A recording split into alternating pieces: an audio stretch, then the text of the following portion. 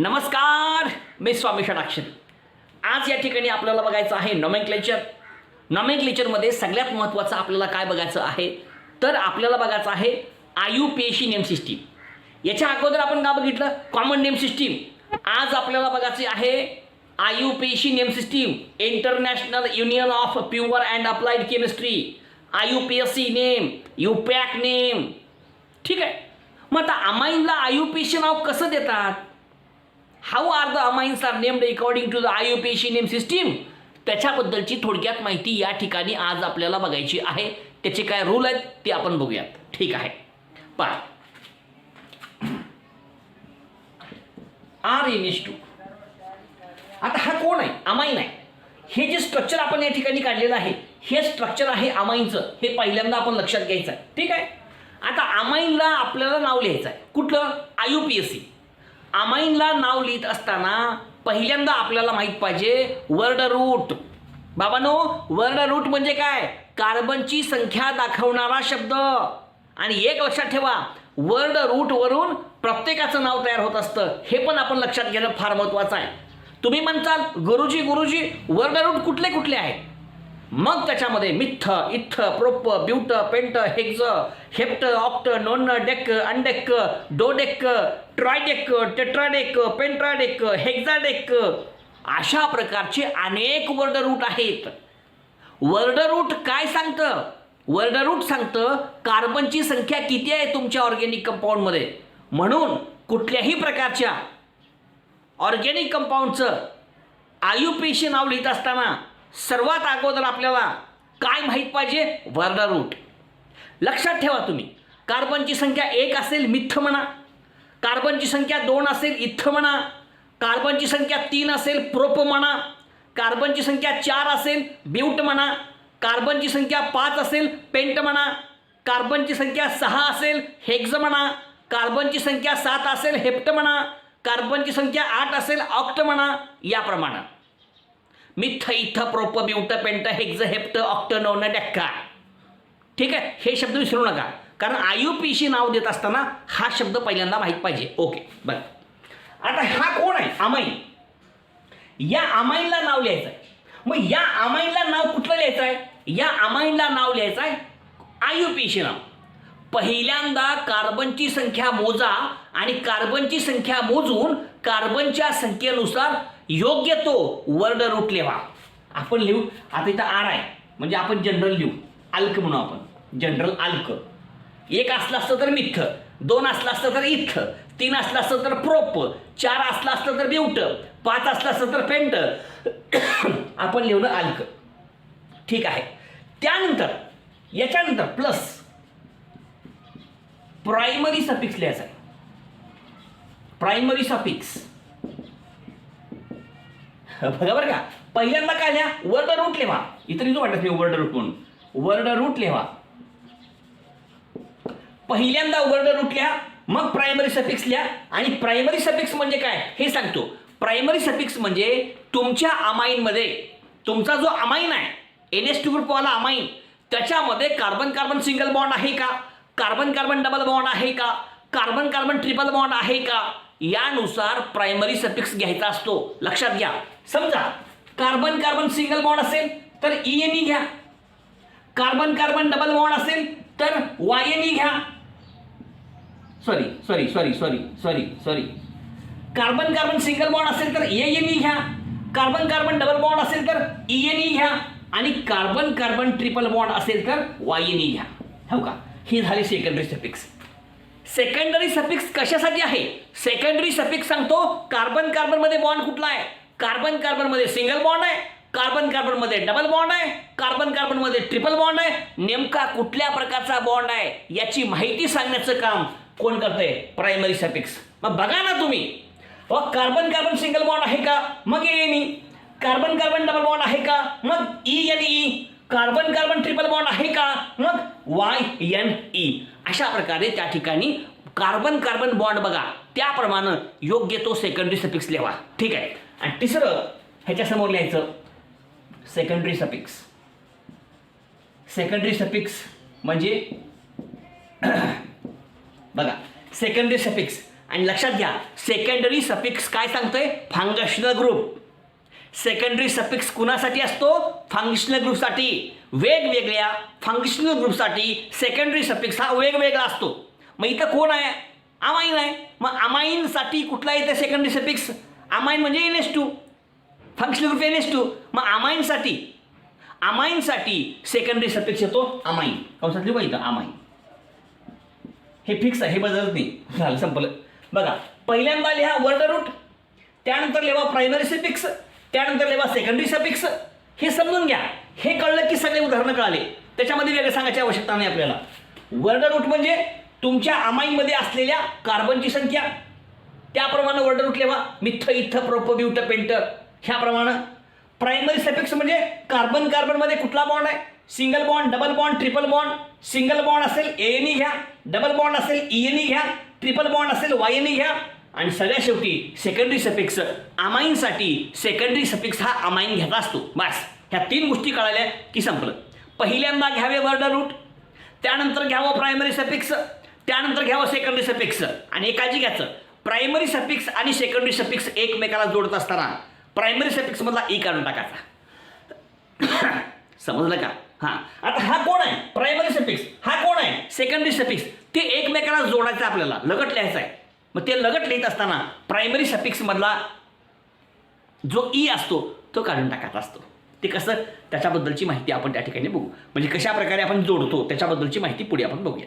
आता काही उदाहरणं घेऊयात म्हणजे आपलं लक्षात येईल की प्रत्येक उदाहरण कसं करायचं. जनरल नाव का होईल मग जनरल नाव लिहू इथं लिहू वर्ड रूट अल्क फिक्स माहित नाही ना म्हणून अल्क घेतलं.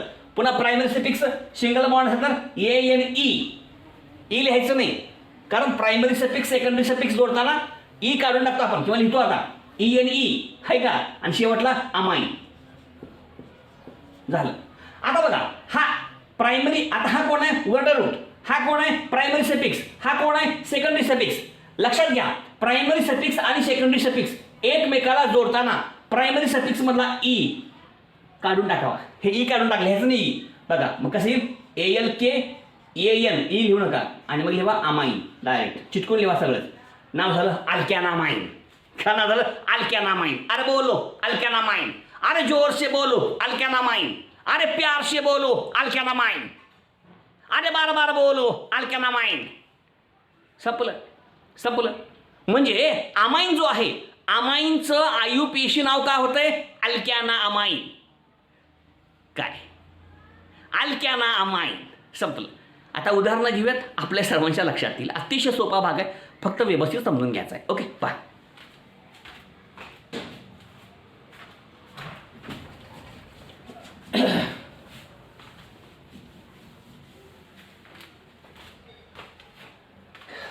बघा एक्झाम्पल क्रमांक 1 लिहू आपण इथं. CH3NH2 हा प्रायमरी अमाइन आहे. आपण शिकलो NH2 म्हणजे प्रायमरी अमाइन. ह्याला नाव लिहायचं आहे.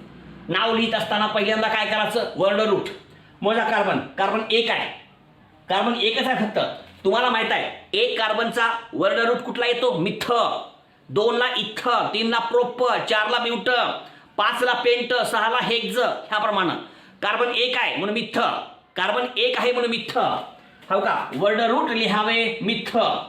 त्यानंतर एकच कार्बन आहे इथं सिंगल बॉन्ड आहे त्याच्यामुळे ANE घ्या ANE पण ई लिहायचं नाही निघून जाते पुन्हा म्हणून लिहायचं नाही ANE. पुन्हा NH2 आहे. तुम्हाला माहित आहे जर त्या ठिकाणी NH2 ग्रुप असेल म्हणजे अमाइन असेल तर अमाइनसाठी आपण कुठलं वापरतो सेकंडरी सफिक्स अमाइनच वापरतो हो का. अमाइन मिथॅनामाइन काय मिथॅनामाइन संपलं हो का. मिथ वर्ड रूट ANE आपण काढून टाकतो ना ई लिहिली आपण फक्त AN लिहायचं ई काढून टाकायचं. हा झाला प्रायमरी सफिक्स आणि अमाइन सेकंडरी सफिक्स झालं. अशा प्रकारे हे नाव तयार झालं. This is the IUPAC name of this compound. Okay ठीक आहे. मग IUPAC नाव लिहित असताना काय करायचं पहिल्यांदा लिहायचं नंबर 1 वर्ड रूट त्यानंतर लिहा प्रायमरी सफिक्स त्यानंतर लिहा सेकंडरी सफिक्स. बस एवढ्या गोष्टी लिहितात त्याचं नाव तुम्हाला आलंच पाहिजे. पहा दुसरं एक्झाम्पल बघा CH3 CH2 आणि NH2. चला पहिला नियम काय आपला कार्बनची संख्या मोजावी. नियम क्रमांक 1 तुमचा जो कंपाऊंड आहे त्या कंपाऊंडमध्ये दिलेल्या कार्बनची संख्या मोजा आणि कार्बनच्या संख्येनुसार योग्य तो वर्ण रूट लिहा. हा पहिला नियम आहे. मोजा 1 2 2 कार्बनचा वर्ण रूट कोणता हो? इथा. हो का, हे लिहा इथं. संपलं. कार्बन कार्बन सिंगल बॉन्ड आहे. तुम्हाला माहित आहे जर कार्बन कार्बन सिंगल बॉन्ड असेल तर प्रायमरी सफिक्स कुठला लिहायचं? ANE. लिहा मग प्रायमरी सफिक्स ANE. हो का, ANE. पण ई निघून जाते पुन्हा म्हणून लिहायचं नाही आपण. ओके. पुन्हा ह्याच्यामध्ये कुठला ग्रुप आहे? NH2 म्हणजे अमाइन आहे. आणि अमाइनसाठी सेकंडरी सफिक्स काय लिहितो आपण? अमाइन. हो का, अमाइन. नाव झालं इथॅनामाइन. हे मिथॅनामाइन, हे इथॅनामाइन. या प्रकारे प्रत्येक एक्झाम्पल या ठिकाणी आपल्याला करता येतं आणि प्रत्येक उदाहरण त्या ठिकाणी आपण व्यवस्थितपणे करण्याचा प्रयत्न करूयात, समजून घ्यायचा प्रयत्न करूयात, म्हणजे ह्या सगळ्या गोष्टी आपल्या सर्वांच्या लक्षात येतील. आता अजून एक महत्त्वाचं वाक्य. जर कार्बनची संख्या 3 किंवा 3 पेक्षा जास्त असेल, बघा मी काय सांगणार आहोत, जर कार्बनची संख्या 3 किंवा 3 पेक्षा जास्त असेल तर तुम्हाला नंबरिंग द्यावी लागेल. नंबरिंग देत असताना NH2 ग्रुप ज्या बाजूने जवळ पडतो, NH2 ग्रुप ज्या बाजूने जवळ पडतो त्या बाजूने नंबरिंग द्यायचं.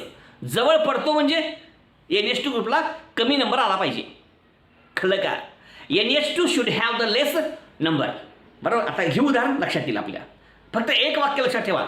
जर कार्बनची संख्या 3 किंवा 3 पेक्षा जास्त असेल तर तुम्हाला त्या ठिकाणी अजून एक नियम लक्षात ठेवावा लागेल की त्या ठिकाणी तुम्हाला वापरावा लागेल, नंबरिंग द्यावी लागेल तुम्हाला.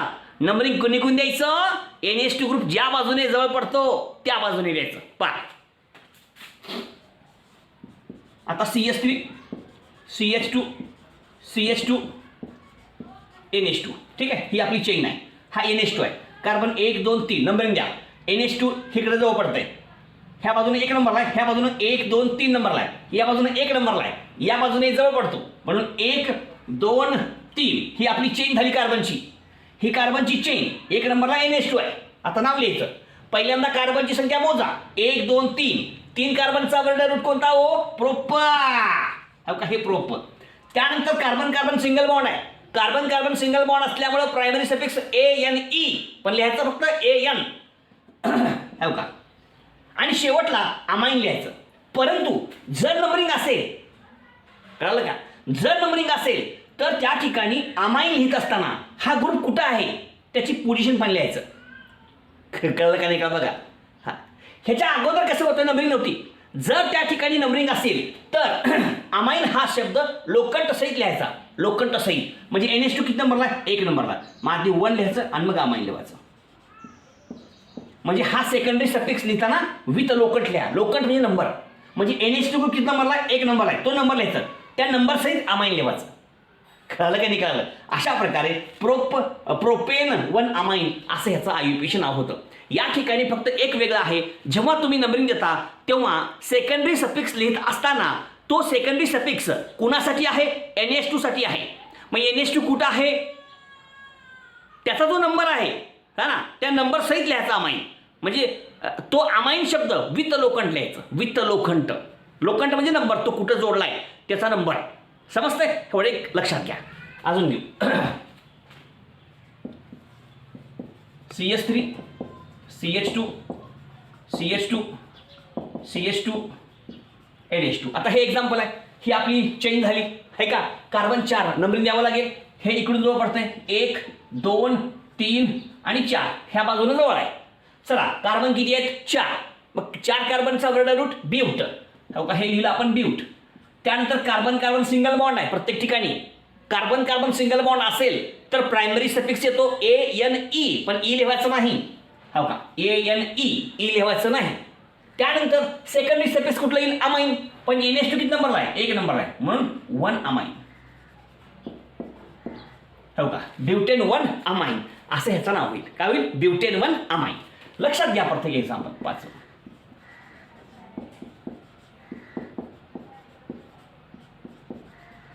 समजा असं उदाहरण आहे की नाही. आता ही चेन झाली आपली, ही चेन झाली. आता नंबरिंग द्यावं लागेल आपल्याला. 1 2 इकडून 1 2 दोन्ही गुण तेवढंच आहे. 1 2 3 हा ग्रुप 2 नंबरला आहे. कार्बन किती? 3 कार्बनचा वर्ण रूट प्रोप आहे. बरोबर आहे. कार्बन कार्बन सिंगल बॉन्ड आहे आणि कार्बन कार्बन सिंगल बॉन्ड असेल तर प्रायमरी सफिक्स कुठलं घ्यायचं ANE हो का ANE पण ई लिहायचं नाही आणि मग सेकंडरी सफिक्स NH2 किती नंबरला आहे 2 नंबरला मग 2 लिहून अमाइन लिहायचं 2 अमाइन म्हणजे प्रोपेन 2 अमाइन असं ह्याचं नाव तयार होते. बघा प्रत्येक उदाहरण फार सोपं आहे फक्त व्यवस्थित समजून घ्यायचं आपल्याला. आता परत बघा ही आपली चेंज झाली आपल्याला माहित आहे NH2 ग्रुप कुठं आहे इथं इकडून 1 2 नंबरला आहे इकडून 1 2 3 नंबरला आहे इकडून जवळ आहे 1 2 3 4 म्हणजे ह्याला कमी नंबर यावं इकडून 1 2 येते इकडून 1 2 3 येते इकडून कमी येते ना 1 2 म्हणजे इकडून जवळ आहे म्हणून असं नंबरिंग दिली आपण नंबरिंग ह्या बाजूला दिली आपण. चला कार्बन किती 4 म्हणजे but carbon carbon single bond ANE पण ई लिहायचं नाही 2 नंबरला NH2 आहे म्हणजे 2 अमाइन. ठीक आहे तर अशा प्रकारचे ही सगळे उदाहरण आहेत प्रत्येक उदाहरण तुम्ही व्यवस्थित लक्षात घ्या अतिशय सोपे एक्झाम्पल्स आहेत फक्त व्यवस्थित समजून घ्यायचं आहे. आता कुठं ब्रँचिंग असेल तर त्या प्रकारचे पण आपण घेऊयात उदाहरणं जिथं ब्रँचिंग आहे जर ब्रँचिंग असेल कोणता ग्रुप जोडला असेल तर त्याचं नाव लिहायचं अगोदर वर्ड रूटच्या अगोदर. जर तुमच्या चेनला कुठं ब्रँचिंग असेल कुठला ग्रुप जोडला असेल तर त्याचं नाव अगोदर लिहायचं वर्ड रूटच्या अगोदर प्रिफिक्स म्हणून. समजतंय का फार सोपं आहे का हेही अवघड नाहीये त्या प्रकारचे उदाहरण आपण घेऊ. बघा CH3 CH3 CH2 NH2. आता बघा ही आपली चेन झाली 1 2 3 ही लॉंगेस्ट चेन झाली आपली ठीक आहे 1 2 3. आता बघा इथं कसं आहे बघा 2 नंबरला CH3 जोडला आहे हा 2 नंबर आहे ह्याला जोडला CH3. जर अशा प्रकारची ब्रँचिंग असेल तर त्या ठिकाणी एक महत्त्वाचं वाक्य लक्षात घ्यायचं जे कोण ग्रुप असेल जोडलेला जो कोण सबस्टिट्यूएंट असेल त्या सबस्टिट्यूएंटचं नाव अगोदर लिहायचं. 2 नंबरला CH3 आहे मग काही 2 मिथिल तुम्हाला नाव माहीत पाहिजे CH3 म्हणजे मिथिल आहे 2 मिथिल. आता बाकी सगळं आपलं मग पुन्हा मोजा कार्बन कार्बन फक्त स्ट्रेचरमध्ये मोजा 1 2 3 फक्त स्ट्रेचरमधले किती 3 म्हणजे प्रोप पुन्हा AN आणि पुन्हा 1 नंबरला NH2 आहे म्हणजे 1 अमाइन.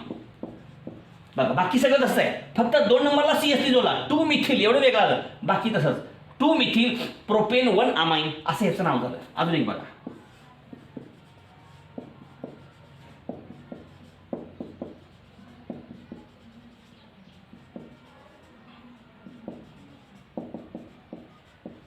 हा आता बघा 1 2 3 4 5 ही झाली आपली लॉंगेस्ट चेन. नंबरिंग येईल इकडून NH2 इकडून जवळ पडते 1 2 3 4 5 ही झाली लॉंगेस्ट चेन आपली. चला 3 नंबरला काय इथिल आहे 3 इथिल कार्बन किती आहेत 5 म्हणजे पेंट सिंगल बॉन्ड ANE पण ई लिहायचं नाही 1 ला NH2 1 अमाइन हो का 3 इथिल पेंटेन 1 अमाइन असं ह्या कंपाऊंडचं नाव या ठिकाणी तयार होतं. अतिशय सोपे एक्झाम्पल्स आहेत फक्त व्यवस्थित लक्षात घ्या. CH3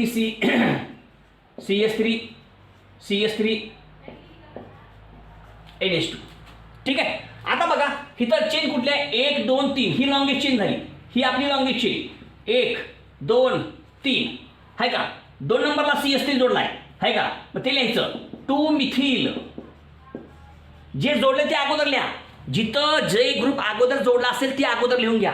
चला 2 मिथिल कार्बन किती आहेत स्ट्रेचमध्ये 3 आहे म्हणजे प्रोप आणि 2 नंबरला NH2 आहे म्हणजे 2 अमाइन. बघा 2 मिथिल प्रोप 2 अमाइन का नाव आलं 2 मिथिल प्रोप 2 अमाइन. बघा सर्वांनी व्यवस्थित लक्षात घ्या. हा या प्रकारे लक्षात येईल आपल्याला. चला नेक्स्ट बघा CH3 CH2 NH2 ठीक आहे. आता ही आपली स्ट्रेचेन झाली 1 2 आणि 3. आता 2 नंबरला 2 सारखे ग्रुप जोडले लक्षात घ्या 2 सारखे ग्रुप असतील तर आधी डाय लिहायचं 2 सारखे ग्रुप जोडलेले असतील तर डाय घ्यायचं म्हणजे कसं येईल 2 2 2 नंबरला 2 जोडले एकूण 2 आहेत म्हणून डाय मिथिल 2 डाय मिथिल बाकी खाली तो हे कार्बन किती आहेत 3 म्हणजे प्रोप सिंगल बॉन्ड आहे म्हणून ANE ई लिहायचं नाही आणि 1 ला NH2 आहे म्हणजे 1 अमाइन. संपलं. सोपे सोपे नाव आहे इथं, कळालं का? प्रत्येक नाव लक्षात घ्या. 11 बघा.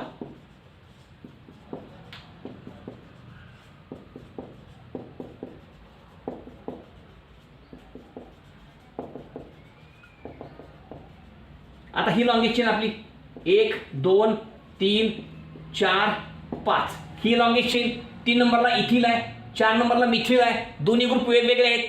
जर दोन्ही ग्रुप वेगवेगळे असतील तर जो ग्रुप अल्फाबेटिकली अगोदर येतो त्याचं नाव अगोदर लिहा. आता इथिलमध्ये ई आहे, मिथिलमध्ये एम आहे, मग आधी कोण येते अल्फाबेटिकली? एबीसीडीमध्ये आधी कोण येते? ई, म्हणून आधी नाव इथिलचं लिहा.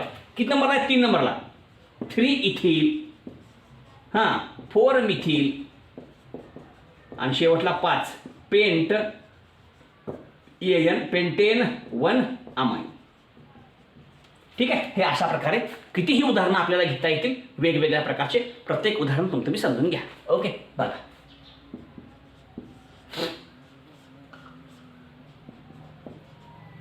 समजा असं उदाहरण आहे आपल्याकडे. हे असं 1 2 3 4 5. 5 म्हणजे पेंट, सिंगल बॉन्ड एन, 3 नंबरला अमाइन, 3 अमाइन. कळलं का? अजून एक घेऊ आपण. आणि या ठिकाणी 1 2 3 4 5 काय येईल? तेच पेंटेन 1 अमाइन.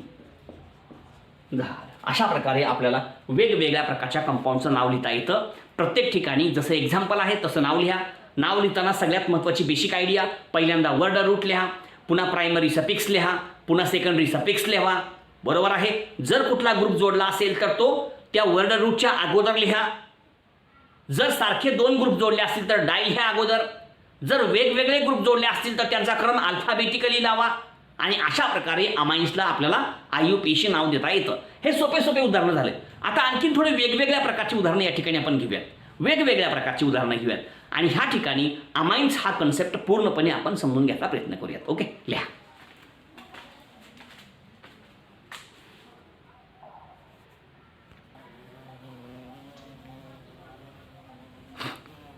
ठीक आहे.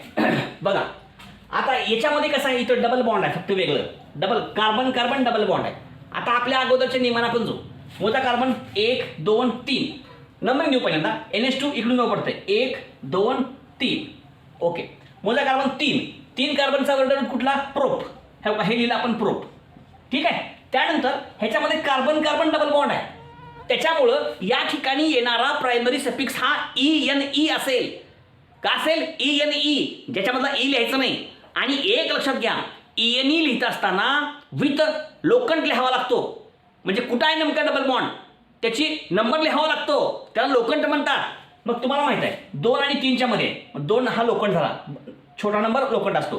पण प्रोप 2 इन असे आणि 1 नंबरला NH2 1 अमाइन. कळलं का? बघा वेगळं थोडंसं. या ठिकाणी प्रायमरी सफिक्स लिहिताना देखील तुम्हाला विथ लोखंड लिहावं लागेल. समजतंय का? डबल बॉन्डची पोझिशन सांगावी लागेल. 2 आणि 3 मध्ये आहे म्हणून त्या दोघांपैकी छोटा नंबर लिहायचा असतो. ओके. परत असं आहे त्या नंबरिंग 1 2 3 4. ठीक आहे. कार्बन 4 म्हणजे ब्यूट. हां, आता प्रायमरी सफिक्स काय येईल? ENE. हां, 2 आणि 3च्या मध्ये लहान नंबर 2 आहे, 2 इन, 1 ला NH2 आहे, 1 अमाइन. संपलं. अतिशय सोपं नाव आहे, लिहून लक्षात घ्या. आता हे सगळे जे आहेत अलिसायक्लिक आहे, हे सायक्लोहेक्झेन आहे, हे सायक्लोहेक्झेन आहे, हे सायक्लोपेंटेन आहे. असे 3 एक्झाम्पल्स आहेत. मग ह्याच्यामधला वर्ड रूट कुठला येईल? सायक्लोहेक्झ. सायक्लोहेक्झ मग सिंगल बॉन्ड आहे म्हणून AN, सायक्लोहेक्झेन आणि शेवटला NH2 म्हणजे अमाइन. नंबरिंग याची गरज नाही. नाव झालं सायक्लोहेक्झॅनामाइन. हे सायक्लोहेक्झ सिंगल बॉन्ड आहे म्हणून AN आणि शेवटी अमाइन लिहायचं सायक्लोहेक्झॅनामाइन. इथं द्या नंबरिंग 1 2, 2 ला CL आहे, 2 क्लोरो 6 इथं तेच लिहायचं सायक्लोहेक्झॅनामाइन. हेक्झॅनामाइन तसंच नाव येईल त्याच प्रकारचं 2 क्लोरो सायक्लोहेक्झॅनामाइन. नाव त्याच प्रकारचं येईल.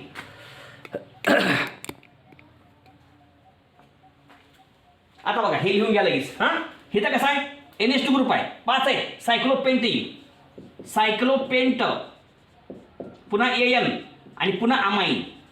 म्हणजे सायक्लोपेंटॅनामाइन. खानावील सायक्लोपेंटॅनामाइन. प्रत्येक नाव जे आहे व्यवस्थित लिहावा.